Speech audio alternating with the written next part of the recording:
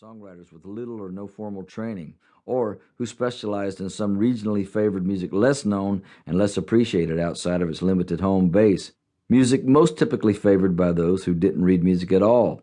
Music apparently without universal commercial pop prospects as they understood them. The early music publishers and professional concert and show producers of the Tin Pan Alley era saw music outside of the Broadway, concert hall, and broadest parlor sheet music mainstream as marginal propositions, and as a consequence, the structure of the industry they built across the Western world marginalized it still further without giving the matter much thought. Surprisingly, perhaps, that didn't change even when recording arrived at the end of the 19th century, when making something out of music that hadn't been composed or appeared as sheet music became so very much easier. If anyone, even then, saw broader potential or musical power in the down-home roots music being skipped over so cavalierly, they certainly weren't doing anything about it. In the United States, the excluded, underestimated, marginalized music included all but the most schooled music made by African Americans, virtually all music of the rural and small-town white Southerners other than hymnal lyric sheets, and while there had already been, in Jelly Roll Morton's famous description, a Spanish tinge detectable in American popular music for many years, you weren't going to hear Latino music or Latin American songs crossing the border into American parlors or stages either. And then Ralph Peer came along.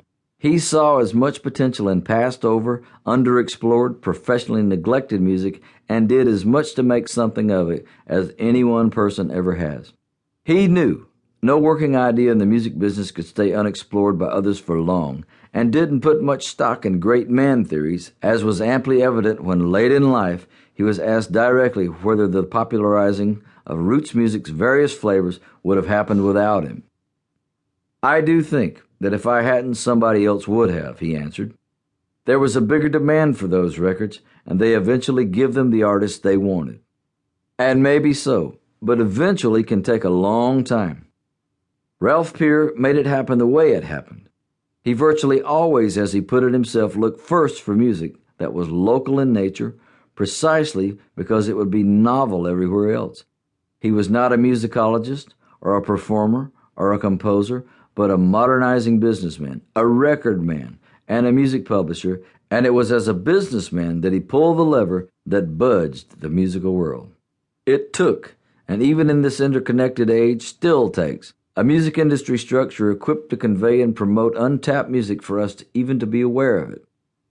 Because Peer opened the music business's door to unheard regional music and implemented some serious ideas about what to do with it, the very structure of the industry evolved, and so did the sounds audiences could hear. Durable genres with musical power and lasting, growing enterprises developed, and pop music broadened in the United States and around the world. A record company A&R artist and repertoire executive's job in Ralph Peer's day, much as in our own, was to find artists and songs that could work, to record them in the right setting, and to release and promote the result with an awaiting audience in mind. Repeat the process for an identified audience, and you may have a continuing genre. It's a commercial job, and making hit records is the central goal. A music publisher's day-to-day work is closely related, which is why publishers would eventually have A&R professionals working for them as well. It's about placing songs for recording or any other sort of performance where they will have the greatest potentially lasting impact. Songs that might come around again. Both lines of work, mastered and to a degree defined by Ralph Peer, are about identifying talents, enabling them, bringing them forward in the most appealing settings, and broadening their reach. Sometimes the results are disposable. Sometimes they're art. In the course of his career, Peer singled out a historic list of musical jewels and placed them in settings that got our attention. In no small measure because of the work that he did, we share the musical legacies of Jimmie Rodgers and of the Carter family, and have had the pleasure of the solo stardom of Louis Armstrong and Fats Waller, of the recorded gospel of both the Southern white and African American flavors, of the raucous folk jazz of the Memphis Jug Band, and of Blind Willie McTell's everlasting blues. We've likely heard Agustin Lara's Granada and Consuelo Velasquez's Bésame Mucho as well.